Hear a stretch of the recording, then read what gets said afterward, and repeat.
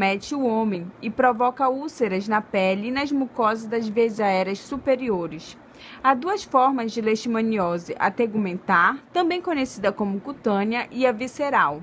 A tegumentar, ela é uma doença infecciosa não contagiosa, transmitida por diversas espécies de protozoários do gênero Leishmania, que acometem o homem e provocam úlceras na pele e nas mucosas das vias aéreas superiores. No Brasil, já foram identificadas 3 espécies diferentes do micro-organismo: Leishmania amazonensis, Leishmania guianensis, na região amazônica, e Leishmania brasiliensis, distribuído por todas as regiões do país. O vetor, ou seja, o agente transmissor do protozoário, é a fêmea infectada do mosquito Lutzomia, conhecido popularmente por mosquito palha, birigui, tatuquira ou cangalha. Um inseto bem pequeno que permanece com as asas levantadas durante o pouso. Roedores, marsupiais silvestres e animais domésticos podem servir de reservatório para os parasitas. A transmissão ocorre tanto nas matas quanto nas imediações dos domicílios, especialmente nas proximidades das áreas em que foi destruída a vegetação nativa. Uma vez inoculados no corpo humano, os parasitas se desenvolvem nos macrófagos, células que fazem parte do sistema de defesa do organismo. A leishmaniose tegumentar é um problema de saúde pública, de notificação compulsória. Sem tratamento, pode ter consequências bastante graves. A doença é conhecida também pelos nomes de úlcera de Bauru, nariz de tapir, botão do Oriente e ferida brava. A leishmaniose tegumentar pode manifestar-se em homens e mulheres de qualquer idade. A maioria das infecções ocorre em meninos a partir dos 10 anos de idade. Os sintomas variam segundo o tipo de parasita transmitido pela picada do mosquito e as condições imunológicas da pessoa. O primeiro sinal da forma cutânea costuma ser uma única ou várias lesões, quase sempre indolores na pele. Inicialmente são feridas pequenas, com fundo granuloso e purulento, bordas avermelhadas que vão aumentando de tamanho e demoram para cicatrizar. Outra forma da doença é a mucocutânea, em geral transmitida pelo Leishmania brasiliensis. A ferida primária tem as mesmas características da cutânea simples.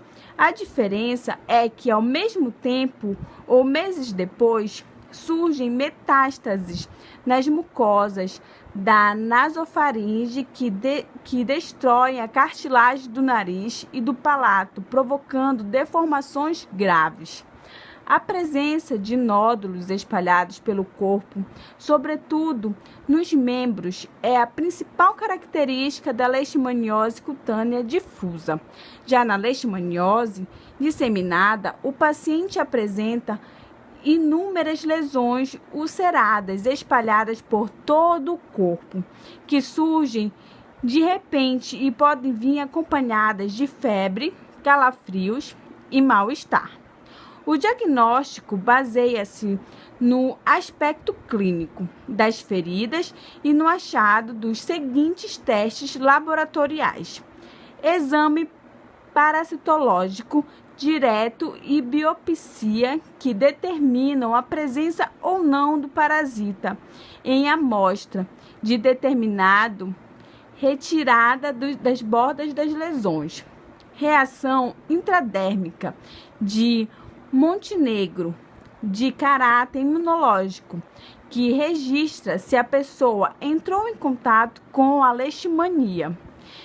Resultado positivo, porém, não indica necessariamente que ela seja portadora da doença.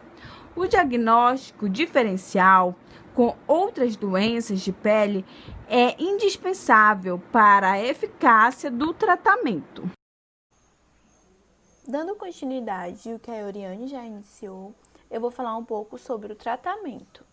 O SUS, ele oferece o tratamento gratuito para essa doença, que requer indicação de medicamentos específicos e acompanhamento especializado até a alta definitiva do paciente, que é conciliada de repouso e uma boa alimentação.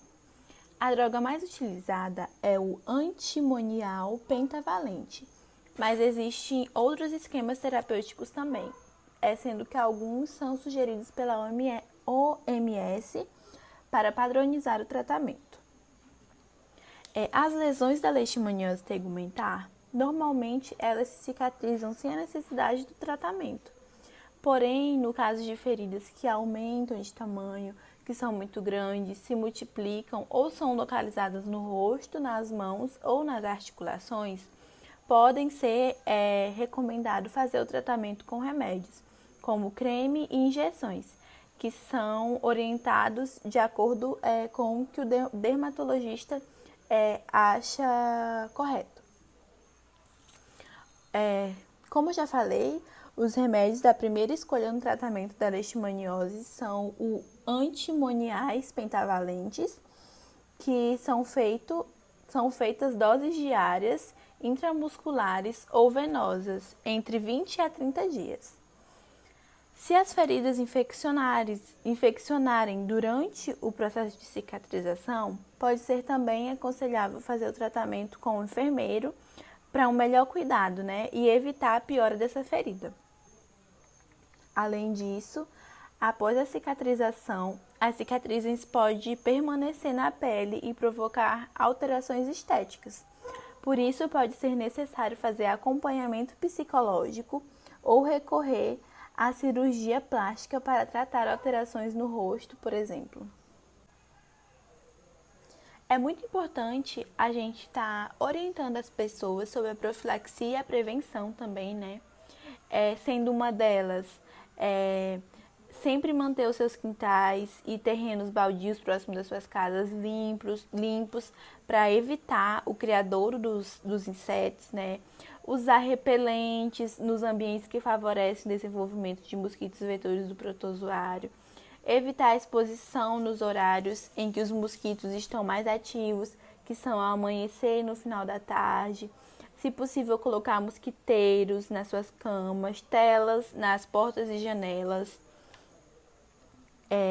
Dar um destino adequado ao seu lixo, que isso vai estar ajudando a manter afastados os roedores que podem servir de reservatório dos parasitas e manter uma distância de pelo menos 400 ou 500 metros entre as residências e a mata, nas áreas de maior risco. Boa tarde, eu sou o Ítalo e vou dar seguimento ao assunto de leishmaniose tegumentar, explicando um pouco os aspectos epidemiológicos da doença. A Organização Mundial da Saúde estima que mais de 350 milhões de pessoas em 88 países ao redor do mundo estão em área de risco.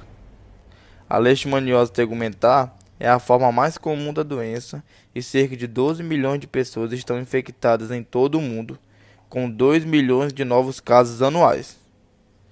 A leishmaniose tegumentar é uma infecção zoonótica que afeta animais silvestres, podendo o homem ser envolvido secundariamente. Nas Américas, a leishmaniose tegumentar ocorre do sul do Texas ao norte da Argentina, manifestando-se como uma úlcera indolor e usualmente localizada em áreas expostas da pele. A forma disseminada da leishmaniose é relativamente rara e pode ser observada em até 2% dos casos. Estima-se que a forma mucosa ou mucocutânea da leishmaniose, que se manifesta por lesões destrutivas e mutilantes localizadas nas mucosas das vias aéreas superiores, ocorre em 3 a 5% dos casos como resultado da evolução crônica da doença e curada sem tratamento ou com tratamento inadequado. Já no Brasil, a leishmaniose tegumentar apresenta diversidade de agentes hospedeiros, reservatórios e vetores ocorrendo em distintos ecossistemas, resultando em distintos padrões de transmissão e numa complexidade que dificulta o seu controle.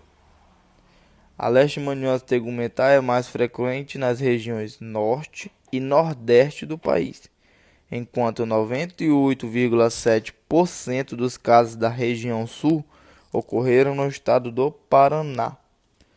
Neste estado, a leishmaniose tegumentar é descrita desde o início do século XIX, tornando-se endêmica a partir de 1980, especialmente nas regiões norte e oeste, afetando cães e humanos de todos os grupos etários e de ambos os sexos.